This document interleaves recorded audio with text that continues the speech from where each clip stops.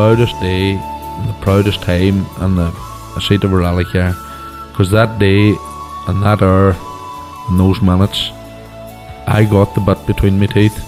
You know, I really stood up and was counted and said, this is not getting away.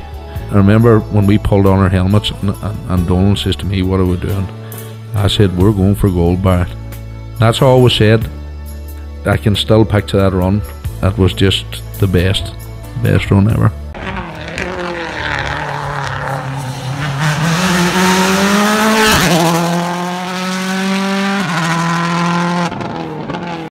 Welcome along to Krunching Gears, the Rally Podcast, Season 3, Episode 52. I know we said we were finished up for the year, but the news this morning, Connor, we just couldn't let it pass, could we? Josh McErlean and Eoin Treacy signing up to M-Sport in the Rally1 car. It just blows our mind, you know. Like we've often talked about, you know, the rally, you know, the progression through the MI Rally Academy. This just shows you it's all there, it's all available. Look, you know, the dream is achievable. It can be done, and it has been done, and it's fantastic to see an Irish crew back at the top level of the sport we love in competing in WRC and competing in all rounds of the WRC. Yeah, absolutely fantastic. And we're going to speak to some of the main protagonists there now in a few moments. And I also caught up with them as Rosemary, Walsh and Noelle Horan, who recently attended the Women in Motorsport seminar in Indianapolis. So that's a really interesting conversation as well. But back to Josh and Eoin. Like, what can we say? Like, you know, you just have to be delighted for the lads, because two nicer lads you couldn't meet, and it just shows the talents there. We have the pace in this wee country once again. Look, we've been following their careers since they won the Billy, you know, since George picked up the Billy Coleman Award in 2019, and you know his involvement in the academy, and then Eoin joining the academy. And we've watched Eoin compete in the States, you know, get involved in the African escapades that himself and John Coyne and Josh were involved in, and then you know he spent this year with John Armstrong having a fantastic few rounds in the ERC as well. So, you know, it's great now that Josh and Eoin are reunited. They've done a couple of rallies together before, and they're going on a completely new adventure.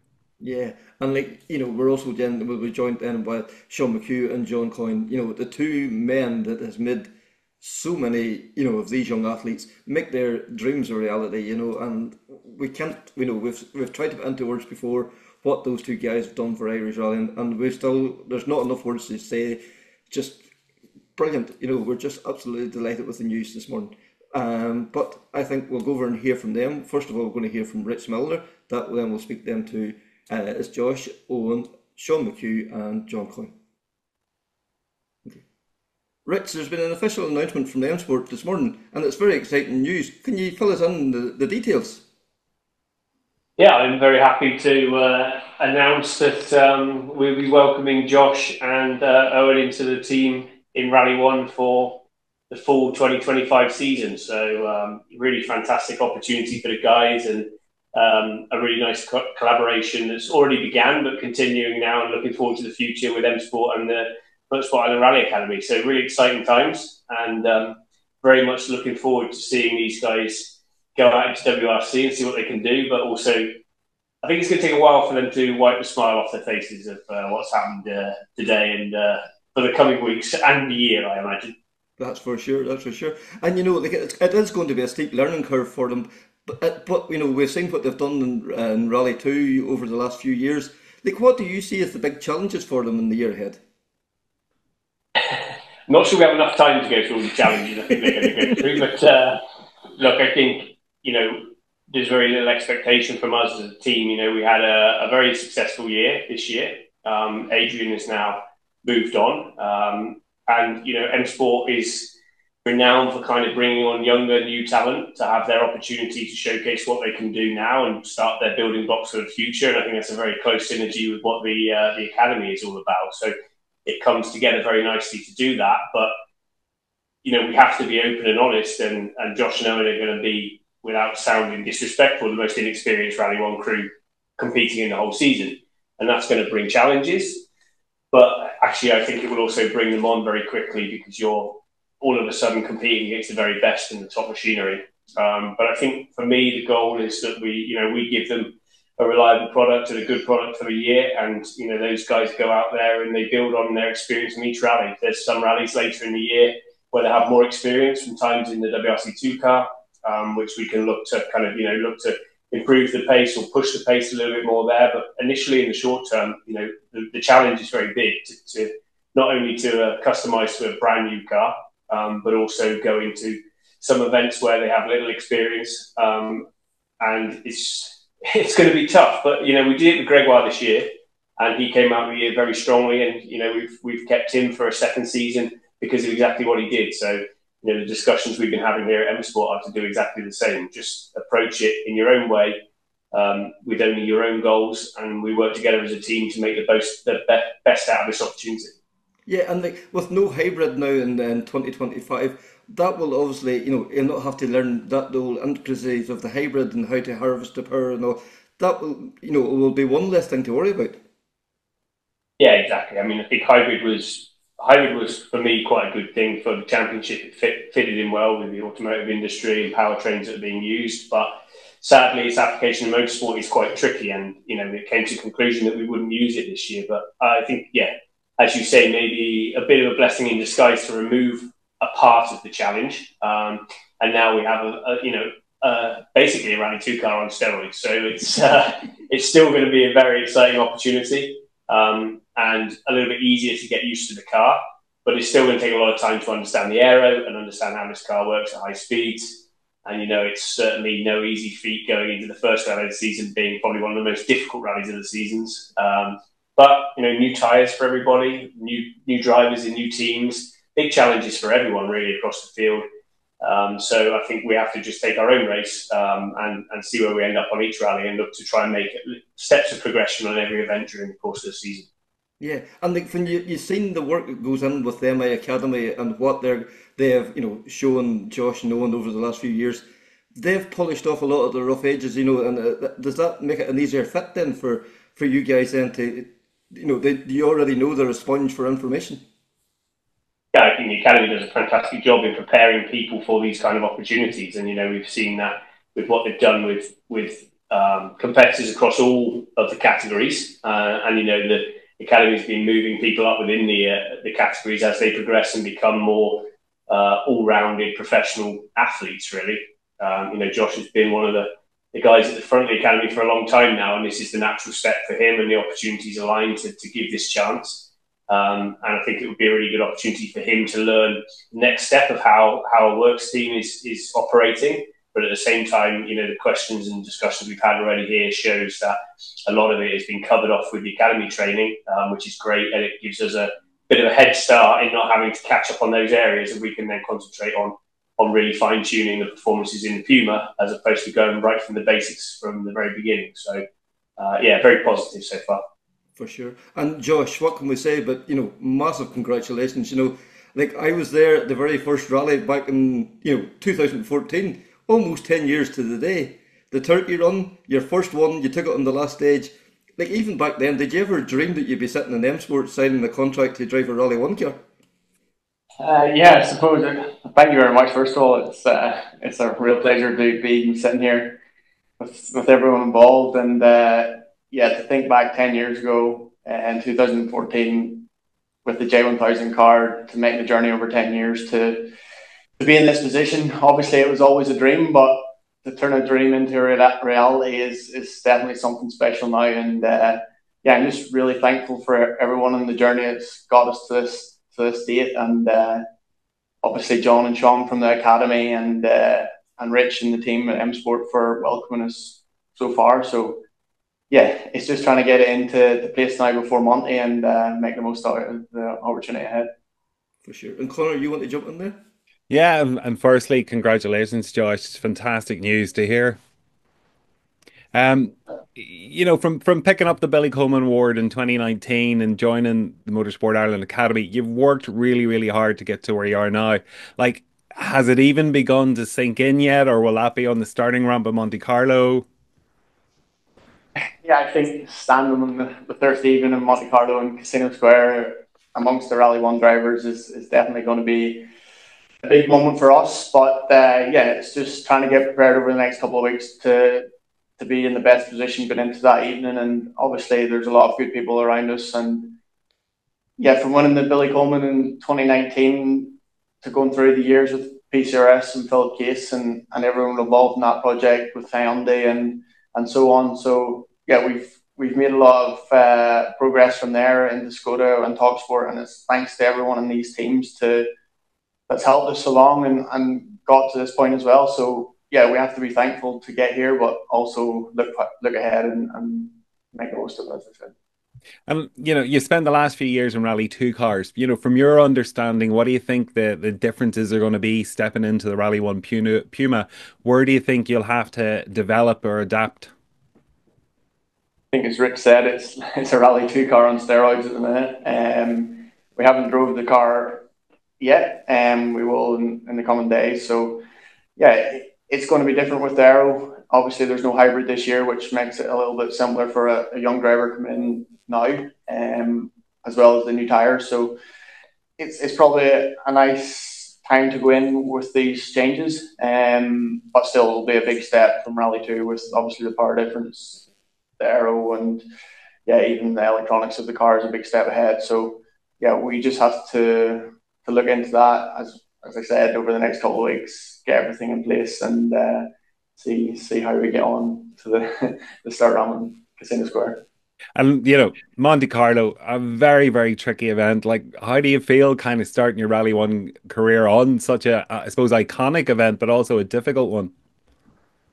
Yeah, it's probably the most difficult of the season in terms of the changes that can happen with the weather, the road conditions, tarmac, night stages, the atmosphere. It's the first round of the championship. But I think building it all back, you have to go back to the basics and get them right. And I think it will be okay from that point of view. Obviously, I've got a new relationship now with Eoin joining the team. It's exciting, it's new motivation, new people. We're both young guys. So, yeah, I think step by step, we have to approach the year in a realistic manner. It's Rally 1, we're in here now, and we're fighting the best in the world. So it's just being realistic, but obviously we want to build it step by step and be progressive and make the most out of each event.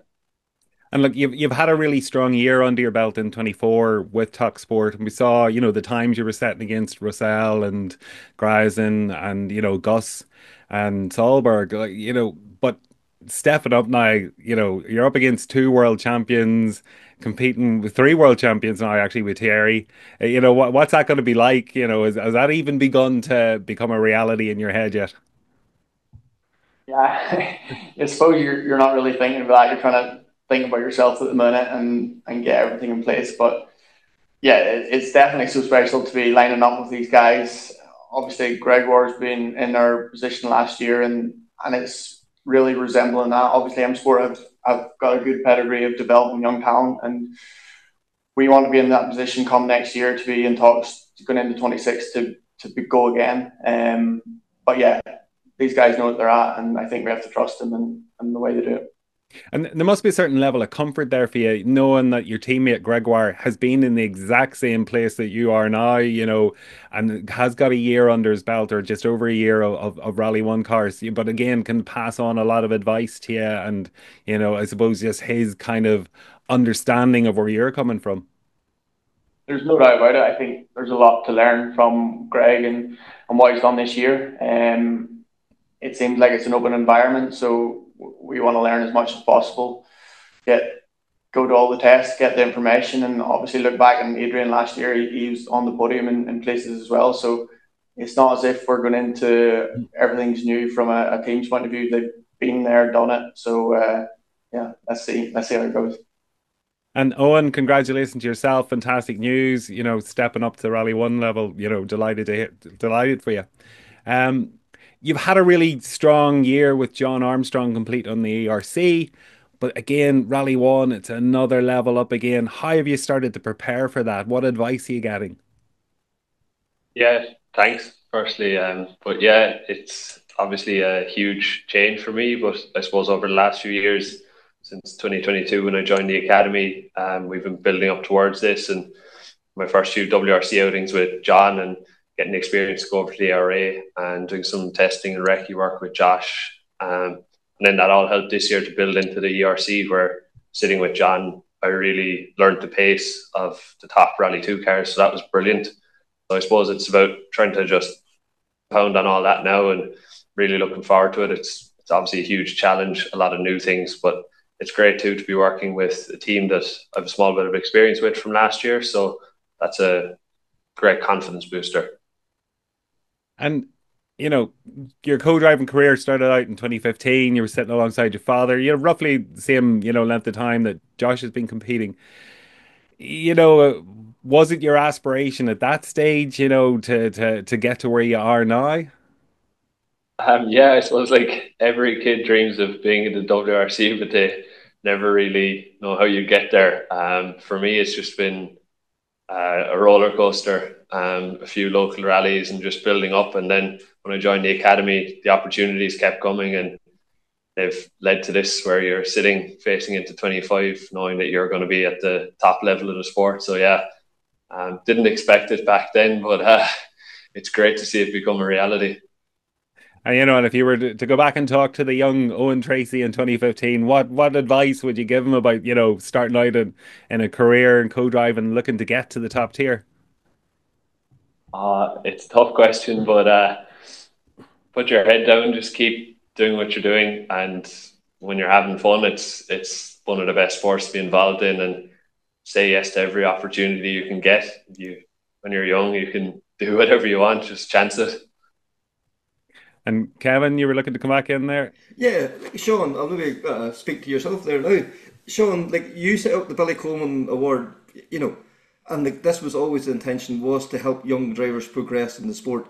Like, did you ever think that what you would set up would become the envy of the rallying world? The MI Rally Academy is the byword for youth development in rallying. Well, again, thanks, Kevin, for that acknowledgement. Yeah, I am actually. A lot of people wouldn't realise I was involved in setting up the original Billy Coleman Award in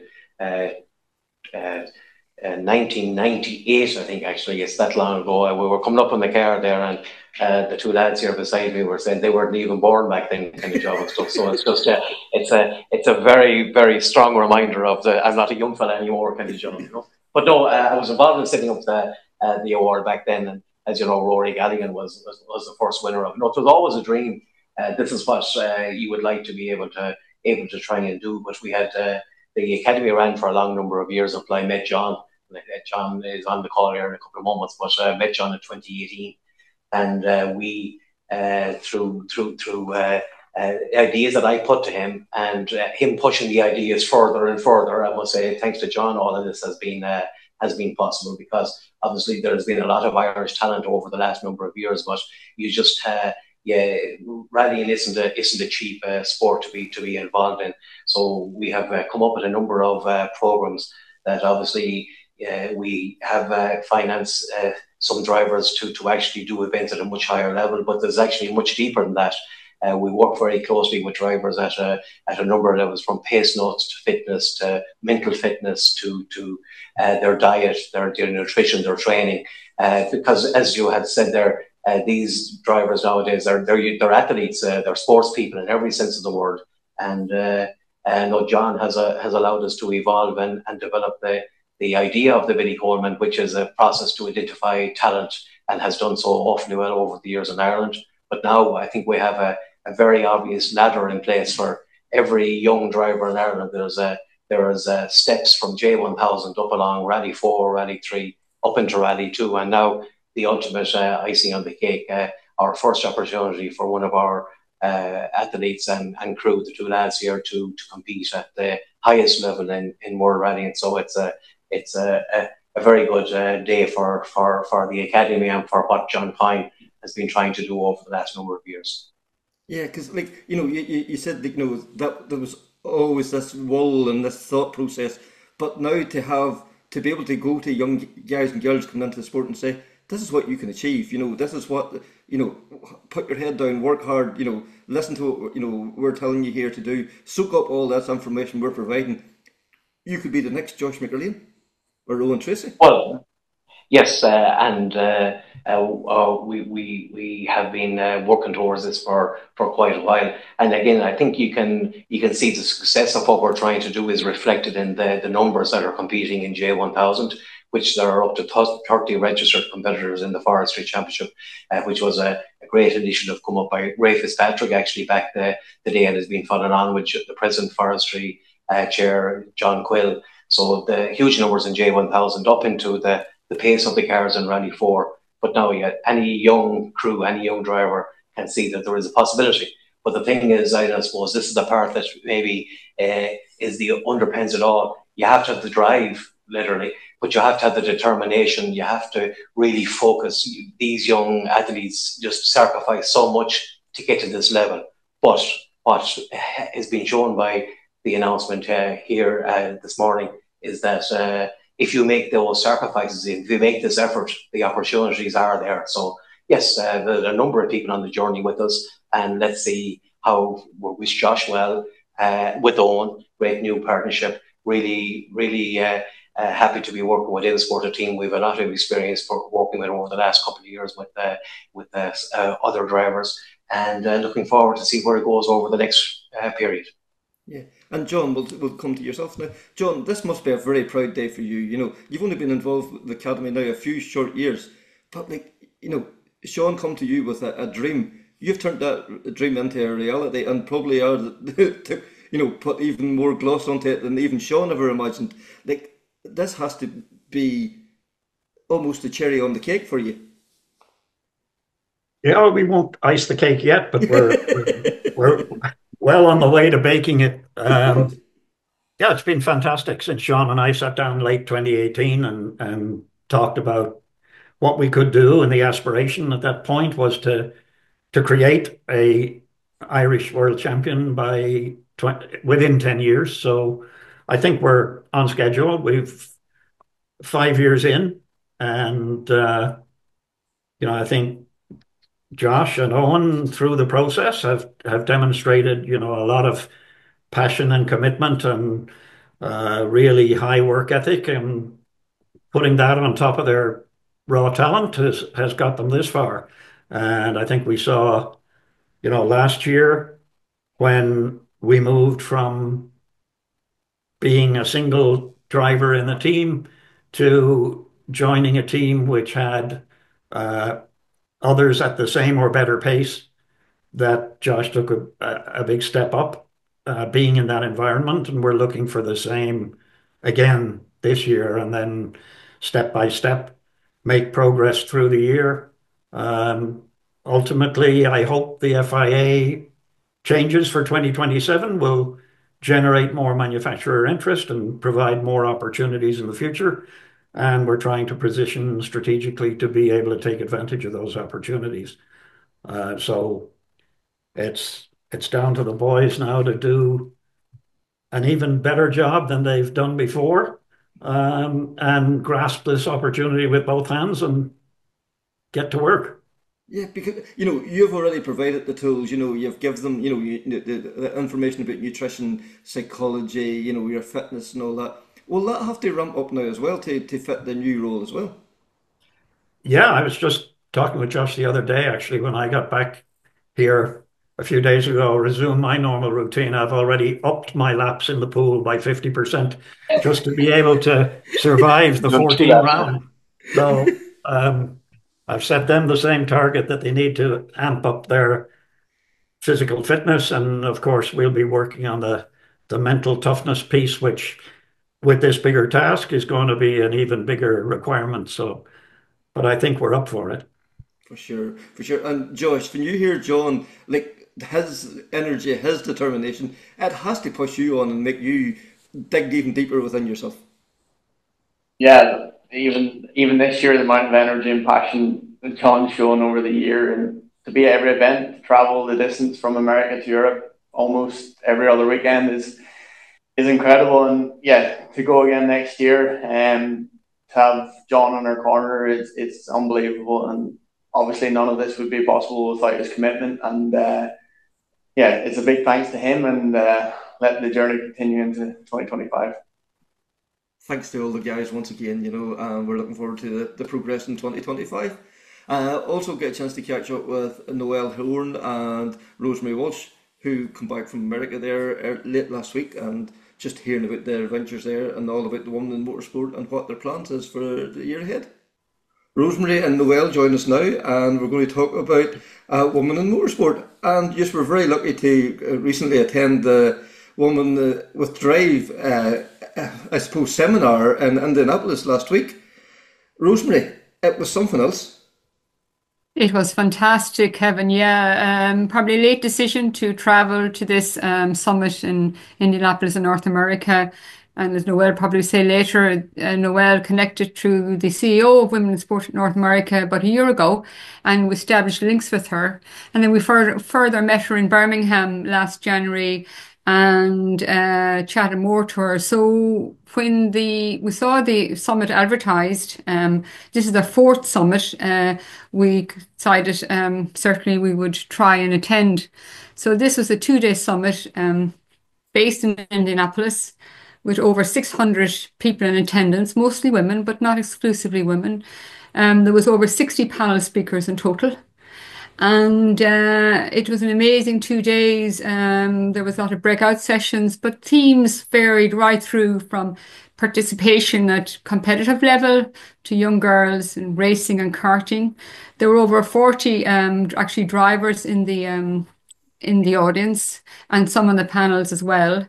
And the other side of it, they also had invited some college students who are doing various courses, maybe like graphic design or whatever, but their ambition is to have a career in motorsport. So I suppose it spanned from, girls competing to women getting careers in motorsport. And then, of course, lots of women in many other roles, in official roles and volunteering roles. We met some amazing people, made an awful lot of contacts, and certainly recharged the batteries, certainly from my perspective, and gave lots of food for thought. Yeah, because Noelle, you have long championed, in Motorsport Ireland, the woman in motorsport and how crucial a role they play. And it's nice to see that it's not just here. This is across the world. And as we always say in rallying and all, it's a very small community. And it's nice to reach out and talk to like-minded people. Absolutely. So I saw this Women with Drive Summit advertised last year, around this time last year. And we were in the Women in Motorsport Commission thinking in the early stages of planning our own networking event. And I said, God, do you know what? I'm going to send him an email and see, hiya, from Ireland, organising an event. Any tips, any pointers? And I said a 50-50 chance they'll either send it to junk or they'll reply. And with that, within a day or two, Cindy Sisson, so the Executive Director, Women in Motorsports North America, sent back a lovely reply, really nice, really enthusiastic, delighted to chat. We sent a few emails over and back. And then she was like, why don't we connect on a Zoom? And sure, we were delighted for the opportunity to connect with someone because they had run 3 events at that stage. So we, ourselves and a couple of others from the commission, met with her at some stage in December, and she was so positive, so inspiring, just full of ideas and full of positivity for us, even running an event which would be a lot smaller than hers, but she just was full of great ideas. And like Rosemary said, she totally energized us. And then a couple of weeks later, she said, oh, myself and Lynn St. James. So Lynn is a ex-IndyCar racer. They're quite good friends. They're both in the Women in Motorsports North America together.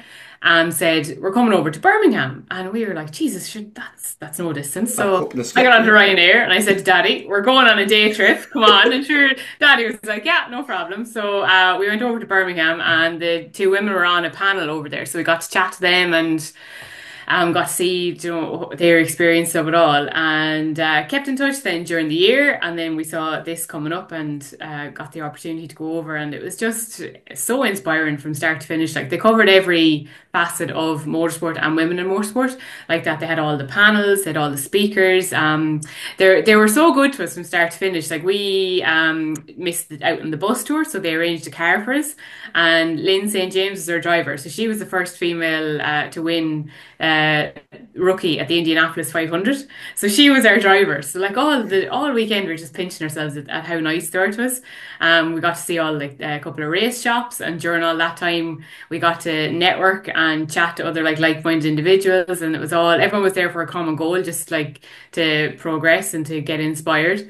Then we had the panel discussions, like Rosemary was saying, like talking about things like living your career dreams, shifting times for women in motorsport, surprising paths to CEO, the global impact of women in motorsports. And like there was so many people who were there. We heard from Dr. Fran Longstaff, so she was the head of research for More Than Equal, the drive to find a Formula One female racing driver. We heard from the operation lead of Bosch Motorsport, who's also a female, Beth Paretha, who's vice president of Formula E, Lena Gade, who's the first female engineer to win at Le Mans, Laura Hayes, the fastest woman up Pikes Peak, who we are convinced with a name like Laura Hayes. Yeah, we tried, but we don't know. We got talking to Courtney Crone. She's the next Formula One Academy driver for Haas for 2025.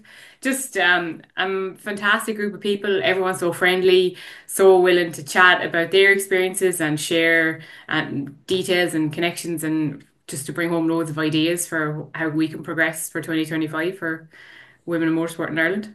Yeah, because like Rosemary, you're still in your infancy, and like to get those blocks that you will be able to use now to build and to make this even bigger and better. This is what them few days was all about. Oh, absolutely. To give you time to sit back and soak in all the stuff you're hearing. I mean, Noelle just mentioned Laura there, the hill climber. She towed her car 11 hours to get to the summit. She was after competing at an event, and she towed her car herself 11 hours to get to the summit and show her car off there. So the enthusiasm was incredible. I suppose one thing there, rally was probably the lesser of the disciplines that was discussed, actually. A lot of women into hill climbs, racing events, and really into circuit events. But yeah, I mean, certainly give you lots of ideas. And I suppose one of the things I brought home with me is that small promotions around an event can be very effective. So if you already have an event, be it a race or whatever, having a small event around that to promote women in motorsport can have a huge impact. So I suppose we'll be saying, my thoughts are, we are a new commission, quite new. We're all volunteers. And, even for clubs next year with their own event that's already in the calendar, if they have any ideas of doing something, maybe just a stand at their event, More Women in Motorsport, sometimes that's quite effective.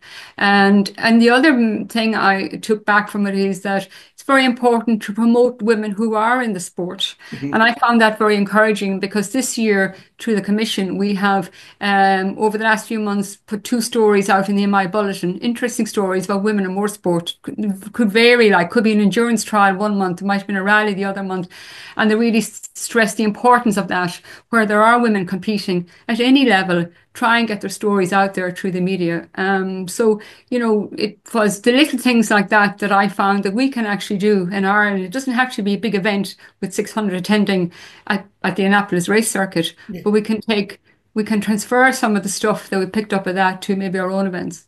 Yeah, and some of the things is young females, are looking for a direction for their career. They might be in college, they might already be graduated, and they have a story to tell. They might be a mechanic with M-Sport. They might be, somebody designing the livery for cars. There's rallying and motorsport in general. There is such a varied routes that you can go down, and it's all interconnected somewhere along the way.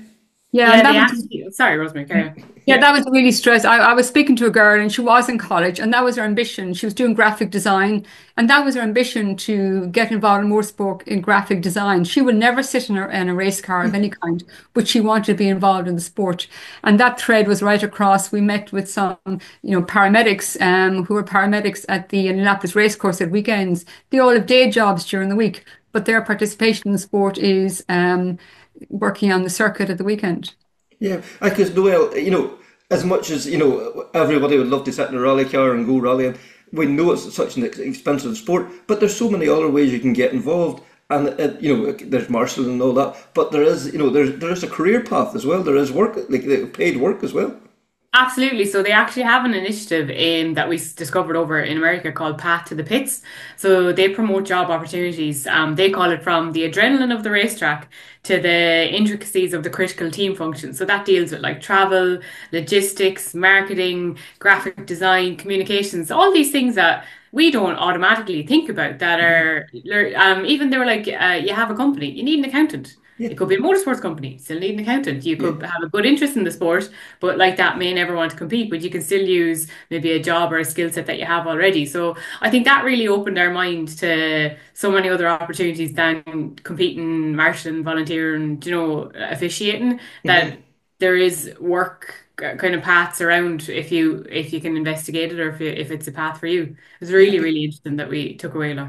Because like we've talked to other drivers, co-drivers, and they all say they work to a certain business. They will deal with another business because they own a haulage company or the sponsor, like say McGuire or something. And they will use that because of the rally connection.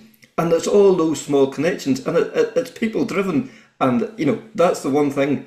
It doesn't matter whether you're male, female, color, religion, race. It doesn't matter. It's the person really, and that's what it all comes down to. And that there's where I think motorsport is probably unique.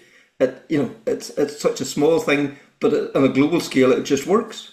Yeah, they actually had a really nice take-home message for at the end of one of the days, and it was called ACE, ACE. So it was A for advance, so advance opportunities for women in motorsport, but for everybody really.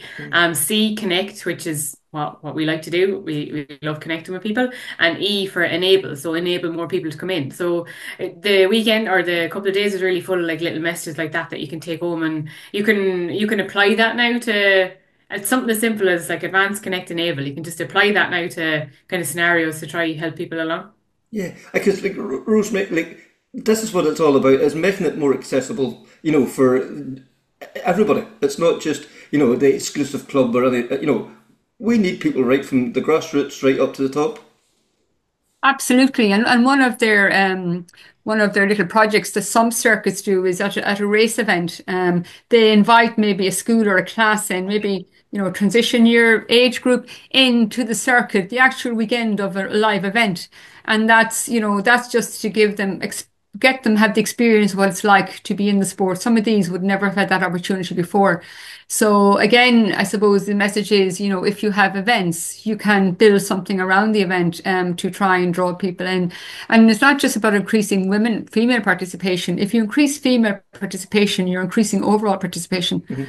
And it's trying to, it's like a pyramid, so many, whether it's a competitor or official, go to the top, but you have to increase the base of the pyramid all the time to keep people moving up to the top.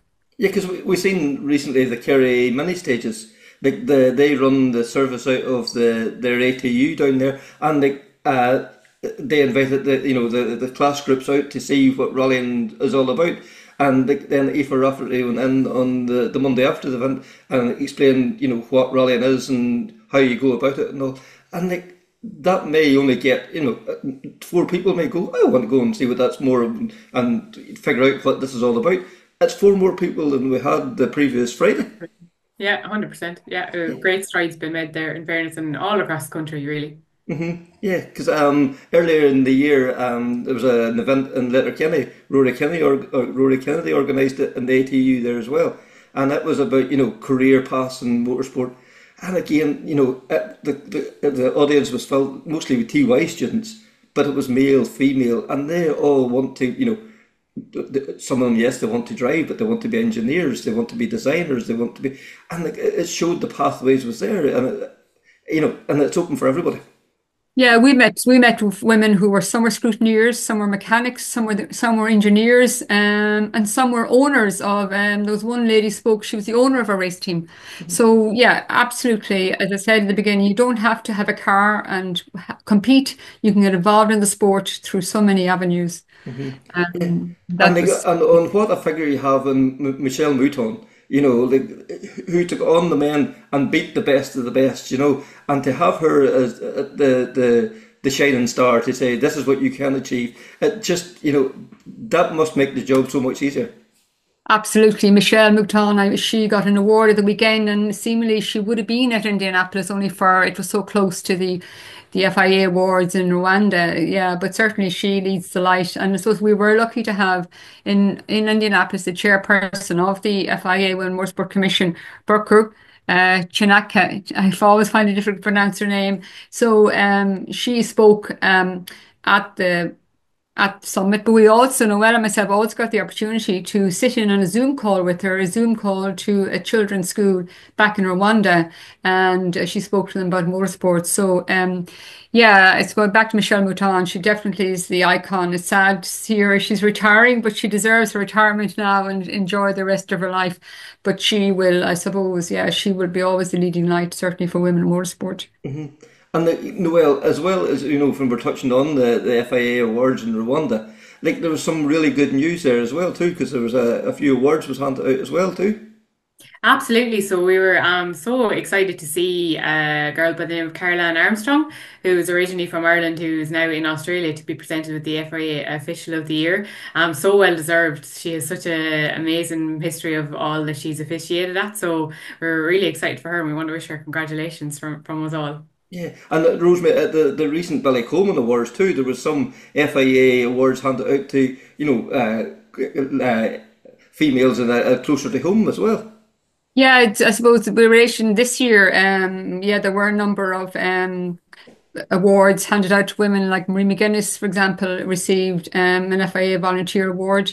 And also this year at the Motorsport Ireland Awards, there was the inauguration of the Rosemary Smith Award, and that went to Rally Drive Aoife Rafferty this year. So I suppose Michelle Mouton on the world stage, but Rosemary Smith in the Irish stage is somebody that was way ahead of her time and broke barriers certainly back as early as the 60s. Yeah, because like Rosemary was way ahead of her time. Like she was successful in rallying, racing, hill climb, and like drove a Formula One car. Like I think was she 79, 80. Like it's just a real inspiration to everybody. Yeah, absolute inspiration. And if you ever get a chance to read her book, if you haven't read her book, it's absolutely such entertaining reading. And the battle she fought to get to where she was, but inspiring. That's for sure. But as Noelle said, absolute congratulations, Caroline Armstrong. And we've so many women in Ireland do fantastic volunteer work. But to see Caroline, an Irish woman, getting awarded on the world stage at the FIA Awards the weekend was absolutely brilliant. For sure. And we should give a shout out to MJ as well, picking up his FIA award as well too, So cool to see, like, inspiring the next generation. So fair play to him. Yeah, he's whatever, 73, I think, isn't it? And like no better man deserves it. His story is just phenomenal, really, isn't it too? Very good. I think that's the richness of motorsport, and we saw it at the summit. Age is no barrier. At the summit, there was girls as young as 10, 11 years of age, and there was women, who I won't put an age in it, but certainly have been in the sport a long time, and it just age is no barrier for men or women in motorsport. That's for sure, and then, too, we've seen, various initiatives this year, on the world stage, the Beyond Rally, and, that Aoife Rafferty was in, there's so much positivity, at the moment, and it can only help, the grassroots level as well. Yeah, we certainly look forward to see how the two ladies that are going to Rally Sweden, how they get on at the first round of the European Junior Rally Championship. But that campaign will be, or that program will re-happen again next year. So people will have the opportunity, or women, I should say, will have the opportunity to reapply for that program next year as well. It'll start over again. So hopefully we will have some Irish applicants. Yeah, because Noelle, we've seen what the effect that Aoife has had here in Ireland. Like, there's already more females getting involved in rallying too. We think the likes of Ciara Duggan, and there's a few others, and this is only the start.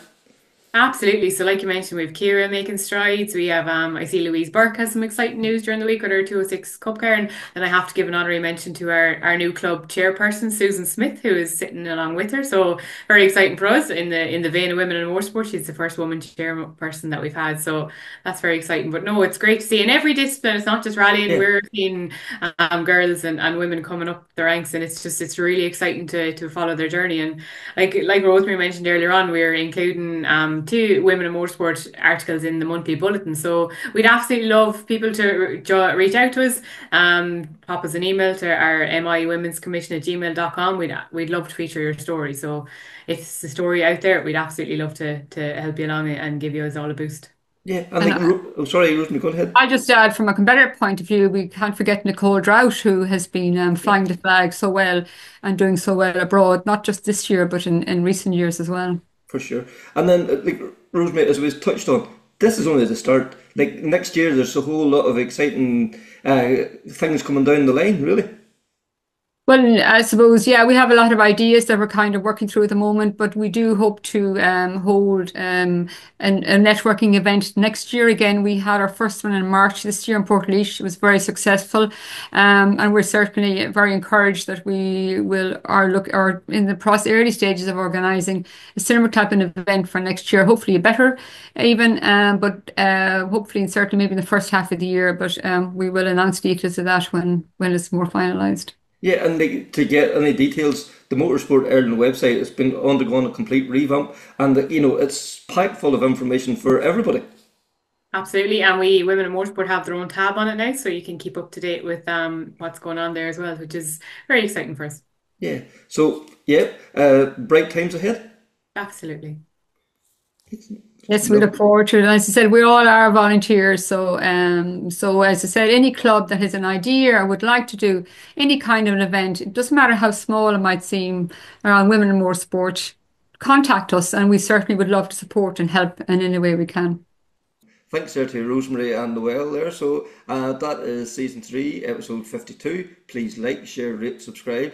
A few specials coming early in the new year. We have a few bits and pieces recorded. I think you're really going to enjoy them. So that is us signing out off for Christmas. Have a great one, and we'll speak to you in the new year.